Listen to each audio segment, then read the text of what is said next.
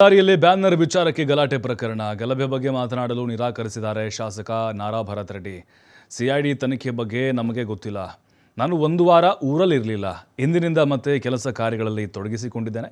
ಗಲಭೆ ಬಗ್ಗೆ ಪ್ರತಿಕ್ರಿಯೆ ಕೊಡದೇ ಹೋಗಿದ್ದಾರೆ ನಾರಾ ಭರತ್ ರೆಡ್ಡಿ ಅವರು. ಕಾರ್ಯಕರ್ತನ ಹತ್ಯೆಯಾದರೂ ಕೂಡ ಭರತ್ ರೆಡ್ಡಿ ಸೈಲೆಂಟ್ ಆದ್ರ. ಸಿಐಡಿ ತನಿಖೆ ಬಗ್ಗೆ ಗೊತ್ತಿಲ್ಲ ಅಂತ ಹೇಳಿದ್ದಾಕೆ ಶಾಸಕ. ಕಾರ್ಯಕರ್ತನ ಕೊಲೆ ಕೇಸ್ನ ತನಿಖೆ ಮಾಹಿತಿ ಹಾಗಾದರೆ ಶಾಸಕರಿಗಿಲ್ವಾ? ಮೊದಲು ಏನು ಅಬ್ಬರ ಇತ್ತು, ಏನು ಆವೇಶ ಇತ್ತು, ಸುಟ್ಟಾಕ್ಬಿಡ್ತೀನಿ, ನಂಗೆ ಮಾಡಿಬಿಡ್ತೀನಿ, ಮಾತು ಹಾಗಿತ್ತು. ಈಗ ಯಾಕೆ ಹಿಂಗೆ ಅಂತ ಅಂದರೆ ಬೆಂಡೆತ್ತಿರ್ಬೇಕಂತ ಅನಿಸುತ್ತೆ, ಅಥವಾ ಕ್ಲಾಸ್ ತೆಗೆದುಕೊಂಡಿರ್ಬೇಕಂತ ಅನಿಸುತ್ತೆ ಕಾಂಗ್ರೆಸ್ನ ನಾಯಕರು ಸಿದ್ದರಾಮಯ್ಯ ಮತ್ತು ಡಿ ಕೆ ಶಿವಕುಮಾರ್ ಅವರು. ಹಾಗಾಗಿನೇ ಯಾಕೋ ಸೈಲೆಂಟ್ ಆದಂಗೆ ಕಾಣಿಸ್ತಾ ಇದೆ ನಾರಾ ಭರತ್ ರೆಡ್ಡಿ.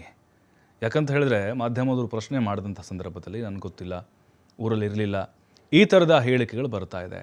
ಅಂದರೆ ಕಾಂಗ್ರೆಸ್ಗೆ ಇದು ಡ್ಯಾಮೇಜ್ ಅಂತೂ ಖಂಡಿತ ಆಗಿದೆ. ಮತ್ತು ಅಲ್ಲಿ ನನ್ನಿಂದ ಹೀಗಾಗ್ಬಿಡ್ತಲ್ಲ, ಕಾರ್ಯಕರ್ತನ ಒಂದು ಸಾವು ಆಗಿಬಿಡ್ತಲ್ಲ ಅನ್ನುವಂಥ ಆ ನೋವು ಅವರ ಮನಸ್ಸಲ್ಲಿ ಕಾಡ್ತಾ ಇರ್ಬೋದು ಅಂತ ಅನಿಸುತ್ತೆ.